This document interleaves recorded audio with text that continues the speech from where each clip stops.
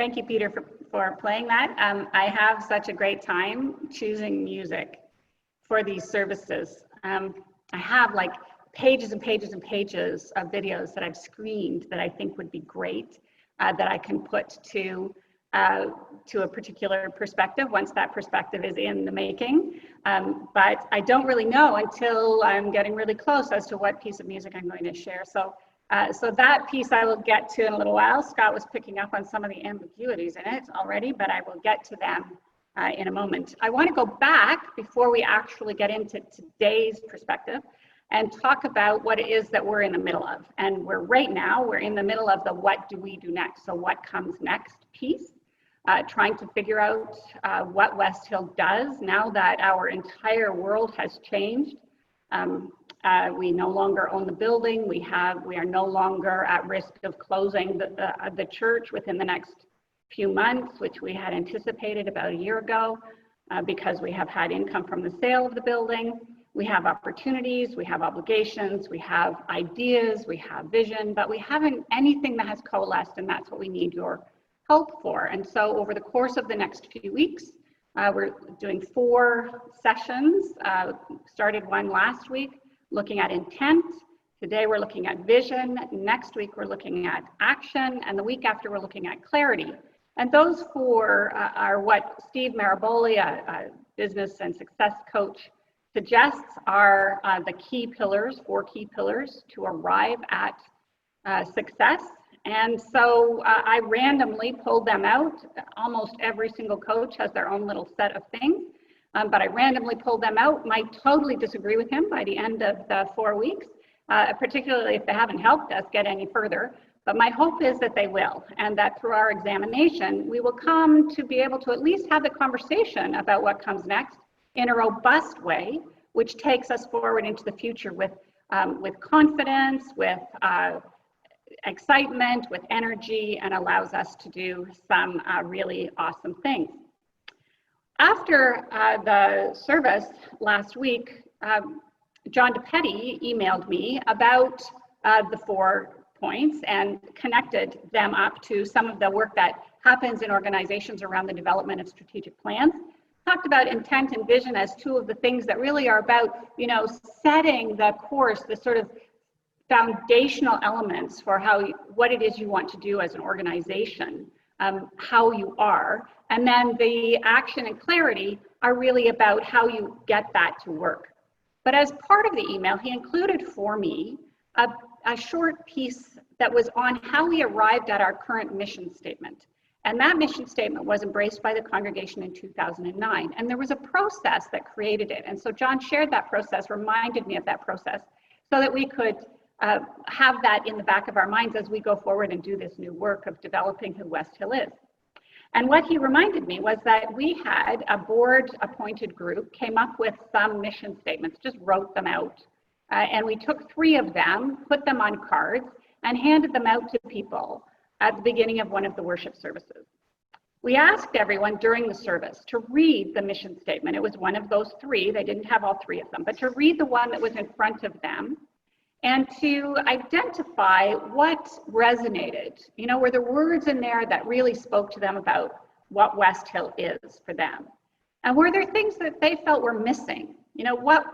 If they were going to say what West Hill meant to them, was that actually reflected in that statement that was on the card that they received?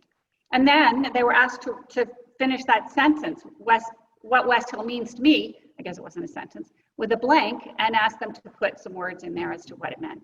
And then we took all of that back, all of that information. We had 72 responses that Sunday. We took all of that back and we gave it to people that we knew had a bead on who West Hill was and were people who might be able to write that down in a way to craft a mission statement that would connect all of those ideas in a cohesive manner and yet still be poetic in nature.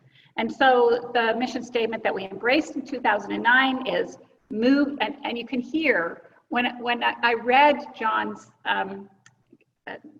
summary of what it was we did, I can hear the individual words come forward in the mission statement, which to me has become a flowing sentence, a mission statement. But having seen what John shared with us, it's a collection of ideas and dreams and words that have meaning. And so I'll share it with you again, and we've shared it several times in the last few weeks. Moved by a reverence for life, to pursue justice for all, we inspire one another to seek truth, live fully, care deeply, and make a difference. So that came out of a process that was rich, involved the whole congregation, and led us to a mission statement that is something that can guide us even now in the decision making that we have to make going into the future. So today, I want to talk to you about vision. And vision is something I talk to you about all the time. I think it was 2 weeks ago, I spoke on seeing beyond what we see. And I used the work of Sez Christensen to talk about using a kaleidoscope and seeing what we see of the world as a kaleidoscope. And we aren't what we see, we're simply the seers. And so as with the kaleidoscope, if you change your perspective just a little bit, things fall into place differently and we have a different understanding of things. We also looked at a field. One of the readings was about a field and how approaching a field, the biologist sees one thing, the geologist sees another thing, the farmer sees another thing, and the entomologist sees bugs. So everyone sees a different thing when they look at a field based on what their perspective is. But today, I want to sort of take that perspective and move it beyond what we see and how we understand the world, how we see things happening from our perspective, and not just shift our perspective, but see if there's something coming at us from outside that might inform us as well. So back to that video, Human by Killers. How many of you had no idea what was being sung? Are we human or are we dancer is what it's called, what the word is. But some people think it's denser, to which the person who wrote the song was fairly rude in his response. But in 2014, which was some years after the song was actually put out, in 2014, Blinkbox did a survey of the weirdest lyric in any music, and that's the one that came up. Are we human or are we dancers? So if you were confused about it, you're not the only one. It is kind of a weird lyric. But here's the idea. It was, Brandon Flowers. He's the lead singer in the band and one of the writers of the song. And when he was asked where that came from, what the inspiration for that, are we human or are we dancer? He responded that he had heard Hunter S. Thompson make a derogatory remark about the current generation. And here's what he supposedly said, that America was raising a generation of dancers afraid to take one step out of line. Now that was not what I thought the entire quote was. I thought the quote was, America was raising a generation of dancers. I didn't realize that there was afraid to take a single step out of line attached to that. And no one seems to have been able to find the actual quote that Thompson put out there. But Flowers was offended enough about it that he wrote a very powerful song. So if we think about it from the point of view of, are we dancers in the negative way that Thompson was putting it, what do we think of when we're dancing? Many of us grew up at a time when dancing wasn't as rigid as it used to be. If we watch any period dramas, you will see that the dancing is very rigid, follows particular steps, that you have to be in a certain place at a certain time or somebody's going to crash into you. The expectation is that you know what those steps are and that you will be in the right place at the right time. So that's what Thompson would have been meaning if that was the complete quote. But for me, not knowing that complete quote, I always thought that it meant the kind of dancing that I grew up doing, which was like all over the place, no particular rhyme or reason. Bumping into people was absolutely okay. Using your body in whatever way you wanted to, whatever way felt right was okay. I had a lot of elbows, don't tell anybody that, it was that whole, anyway, embarrassing stuff. But we were creating new ways to dance. The rock and roll stuff of the 50s and 60s was just shameful according to previous generations. But as we got even a little further away from that, our creativity had no bounds. My son, when he started dancing, mostly jumped up and down, which made absolutely no sense to me as a dance. But I thought that was the point of the quote, that we were actually out of control and not following the rules, right? Thompson and Flowers, I think, ended up on the same side of that argument rather than Flowers just being annoyed at what Thompson had said.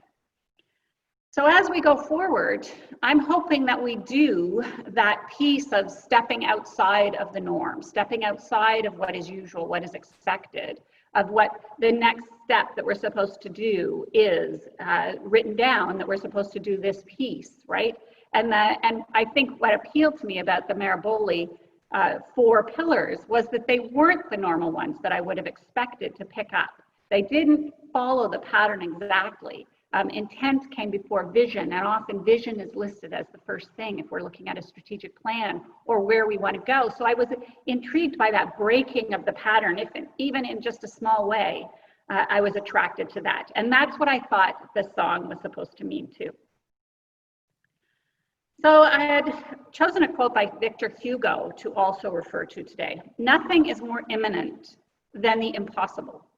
What we must always foresee is the unforeseen. Now, I'm not really sure that we can do that without input from elsewhere. I don't think that we can foresee the unforeseen unless we have someone giving us some idea about what that might be. I'm still just dealing with the waiting room a little bit.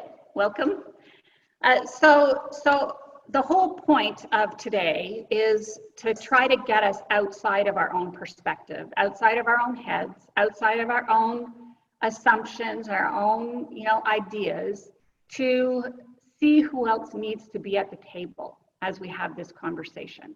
And how can we invite them to be here without overwhelming them with who we already are? I think that's a very serious part of this conversation about what comes next. And the idea of vision has to include the vision of others as they perceive us, as they perceive their world, as they perceive their lives and the challenges in it. And how does all that come into the mix of who we as West Hill are? Recognizing, of course, that we can't be everything to everybody, but are there ways that we can open our hearts? Susie Kassem's reading, the first reading that Vilma shared with you, challenges us to help people change the way that they see. Right? She tells us that it's not just about changing the way they think. She's arguing that we can't change the way anyone thinks. We can't change the way the world approaches a problem that we think is crucial to address. We can't change the way someone is in relationship with us. We can't change the way kids talk to the elderly or the elderly talk to kids, just by helping them change the way they think. Because Susie says we can't get to the way they think unless we go through their heart. It's about changing the way people feel that allows them to get to the place where they think differently. Scott and I have just finished watching a video, a new documentary on Netflix called My Teacher, the Octopus. I think that's the name of it. And it's the story about a documentary producer who was going through his own personal time of despair and breakdown. And he lives at the southern tip of South Africa, was a diver, a swimmer, what's it called when you just use the whatever. And so he decided to go swimming, and he began swimming every single day. And one day he met an octopus, a female octopus, and spent the next 300 and some days every day visiting her and establishing a relationship with her, which is poignant and beautiful. And because you can see into his heart, we can see and understand and experience what an octopus is in a different way than we may have before, because he changed our hearts about it, not just our minds, right? Now, I was already pretty hip to how amazing octopuses are, how brilliant they are, how energetic they are, how creative and adaptive they are. But to see a human develop a relationship with an octopus was just transformative and beautiful. So I encourage you to see that. But I think that that's what Susie is trying to tell us, that if we're going to have conversations about what our vision is, we can't just tell each other. We can't just provide readings. We can't just recommend books. We have to find one another's hearts and then find the ways that we can shift those hearts. Right? If I can't shift your heart with what it is I'm trying to tell you, then you get to walk away. If you can shift my heart with what it is you're trying to tell me, then I will be changed by that. And I hope that that's what you're able to do. If we can change one another's hearts, we can change the way we see the world, we can change the way we act as a community, we can change the way we are as a world, indeed, if we're able to do that. So that was the first reading from Susie. The second reading, I'm going to share, first of all, just this statement. Relationships that are built on love, intimacy, honesty, integrity, equality, communication, and commitment. When we talk about relationships that are based on love, intimacy, honesty, integrity, equality, communication, and commitment, we're pretty impressed. I mean, those are amazing relationships. If all our relationships were like that, that would be amazing. But I want to tell you that that sentence comes from the Wikipedia definition for polyamory, which many of you would have to probably look up. Polyamory, from the Greek poly, sorry, I didn't get my Greek letters right there first off, meaning many, and amor, the Latin amor, meaning love, is the practice of or desire for intimate relationships with more than one partner, with the informed consent of all partners involved. It's been described as consensual, ethical, responsible non-monogamy. People who identify as polyamorous believe in an open relationship with a conscious management of jealousy. They reject the view that sexual and relational exclusivity are necessary for deep, committed, long-term loving relationships. Other people prefer to restrict their sexual activity to only members of the group, some of them, and closed polyamorous relationships are usually referred to as polyfidelity. But polyamory has come to be an umbrella term for various forms of non-monogamous, multi-partner relationships, or non-exclusive sexual or romantic relationships. Its usage reflects the choices and philosophies of the individuals involved, but with recurring themes or values such as love, intimacy, honesty, integrity, equality, communication, and commitment, which is the Wikipedia article on it. I share that because most of us come out of a tradition that assumes that appropriate relationships are two people together in a relationship, just two people. Some of us have found it easy to get to the place where those two people don't need to be a man and a woman. They could be two women, they could be two men, they could be a variation of gender identity between those people. But generally we're at two, right? We're confident that two is a good number. And so the idea of having more than two is a little bit foreign, if not a whole lot uncomfortable. And that's part of why I wanted to share that reading with you, not just because it was a great reading, not the one from Wikipedia, but the reading that Vilma shared, but because it was coming from a sector of society that we generally don't include in our understanding of what the norm is. One of these days, we will have the word norm completely taken out of our vocabulary, but it still remains there and we still have our prejudices about it. But listen to what the reading includes.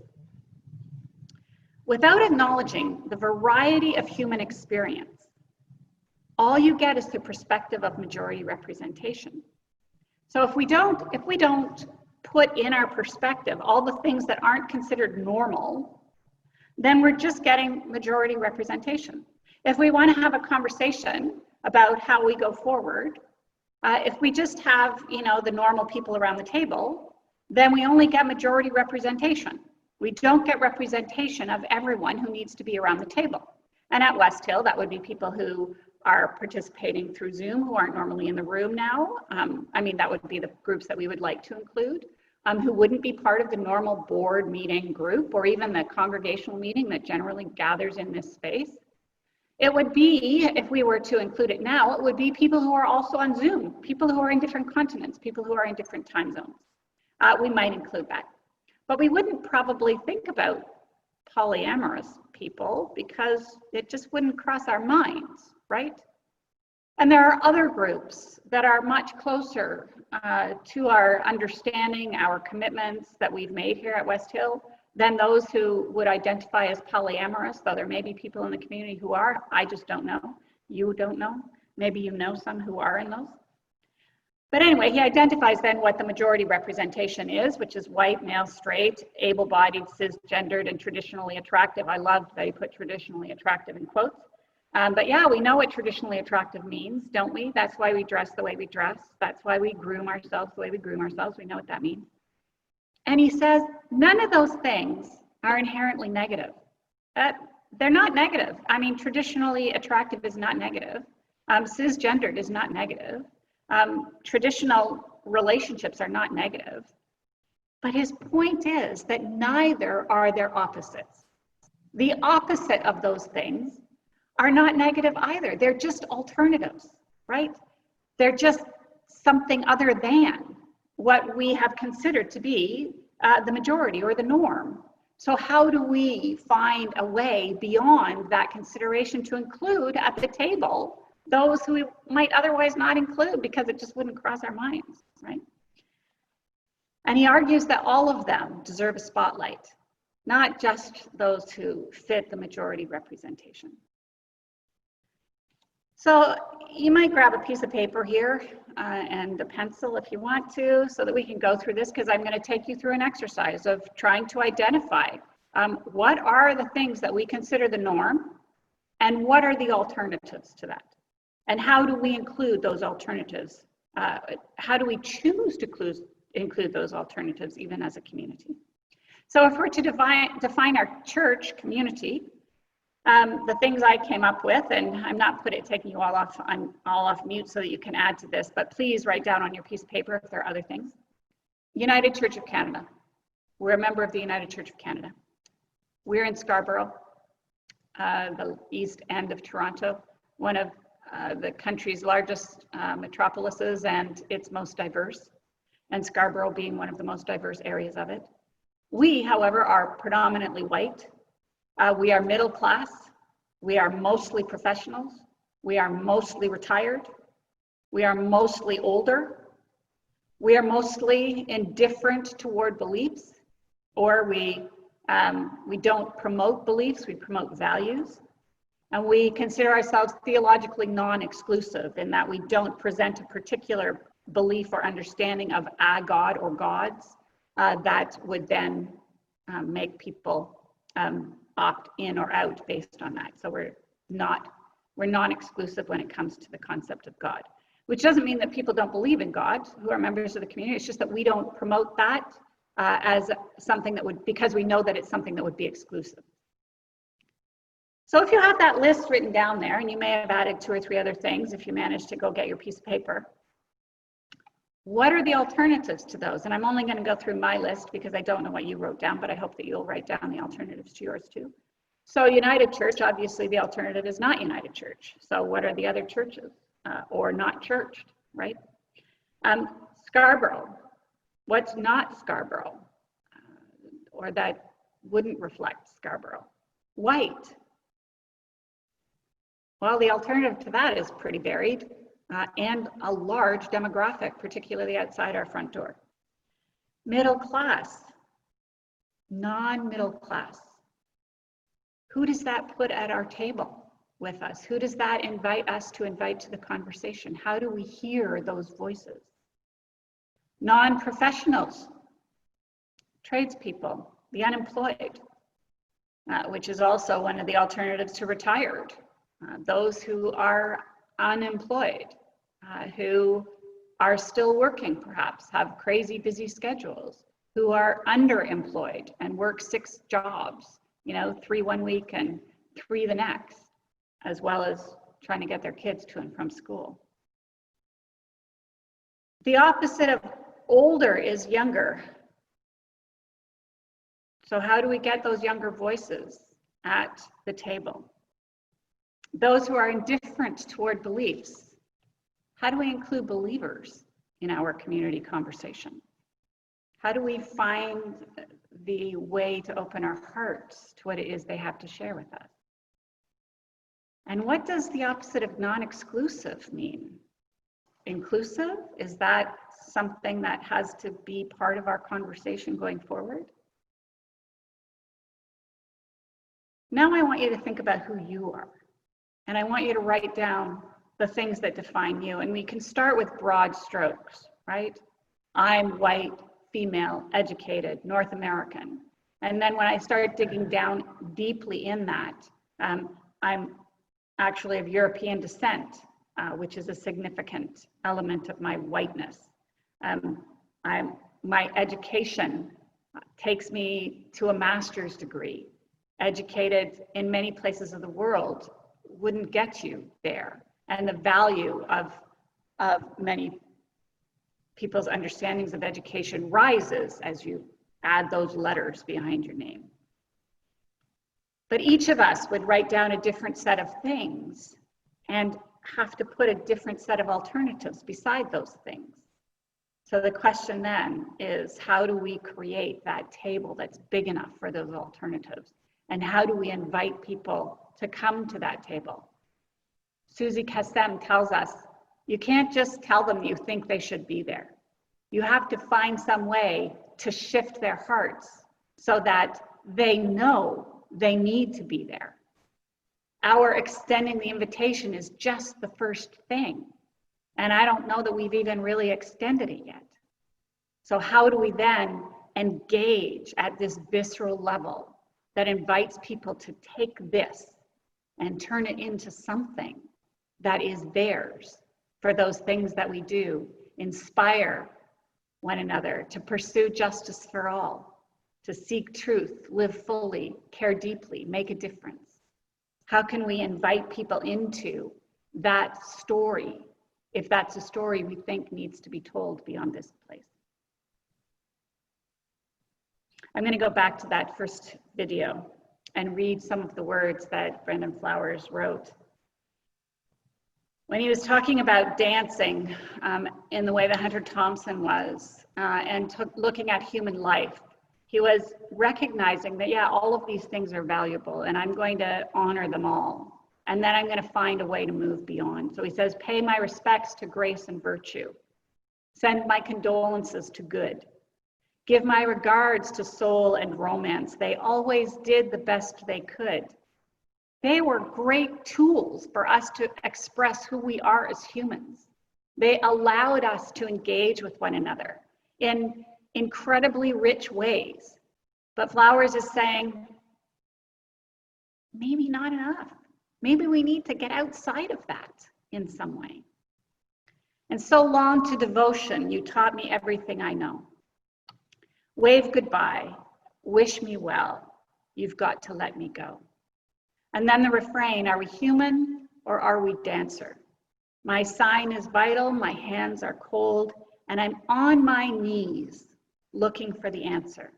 Are we human or are we dancer? One of the interpretations of the lyric falls to a song that they released several years later, which is called Human Fall Flat. And the implication of that song is that humans fall flat and dancers rise up. So the on your knees, the person who's arguing means, I don't know. How can I function in this world if I let go of all of the norms that are human, even though they tie me, bind me to the ground? How do I rise above that, letting go of all that? So he's on his knees, not sure of which one to do. How do we decide whether or not all the things we have been are enough to carry us forward, or if they're binding us to the floor and we can't rise above them? How do we find that thing that is an expression that has yet to percolate because we haven't brought everyone into the room through who it can fully percolate? And if we end up being the only people in the room, what is it we can bring that is beyond anything we felt that these words would value before? What is it that would stretch us beyond so that we don't fall flat, but we can rise and dance? One of the things that I loved about the phrase, are we human or are we dancer, is that we tend to think, are we human or are we dancers, with an S on the end of it. Human is a thing. Dancers are people, plural. But Flowers is defining us as a species, as dancer, not as individual dancers, but that is cellularly what is within us. Our capacity to move in ways that are undefined by one another, undefined by the past, unconstrained by our surroundings, that pull us into movement that comes deeply out of our own hearts, our own marrow, and allows us to live that out in the world. That makes us dancer, not dancers.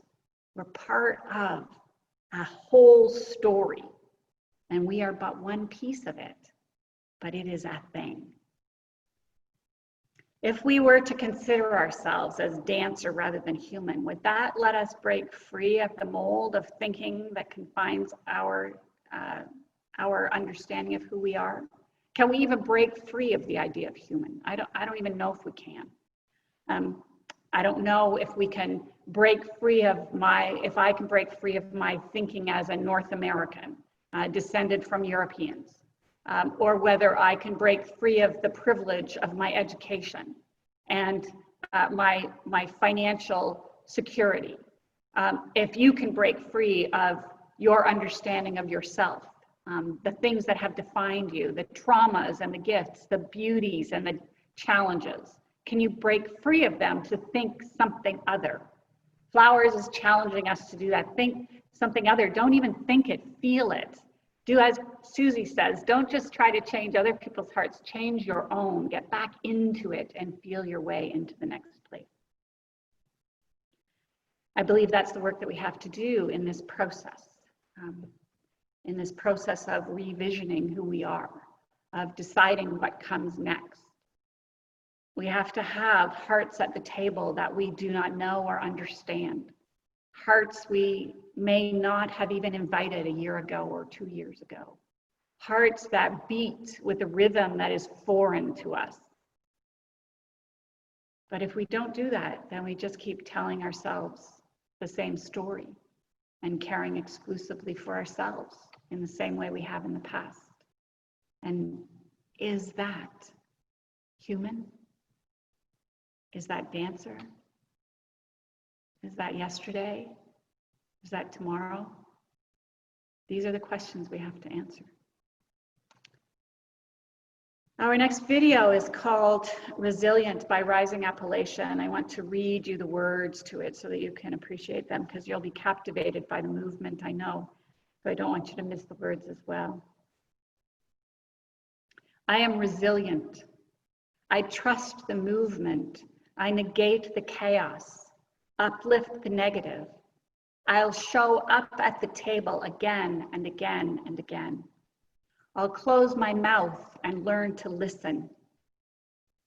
These times are poignant. The winds have shifted. It's all we can do to stay uplifted.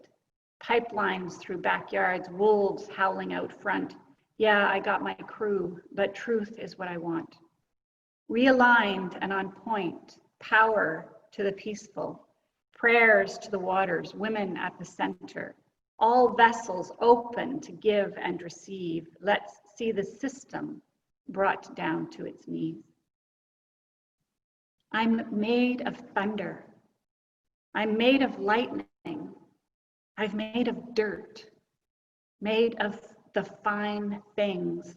My father taught me that I'm a speck of dust, and this world was made for me. So let's go and try our luck. What are we doing here? What's been done? What are you going to do about it when the world comes undone? My voice feels tiny, and I'm sure so does yours, but put us all together, make a mighty roar.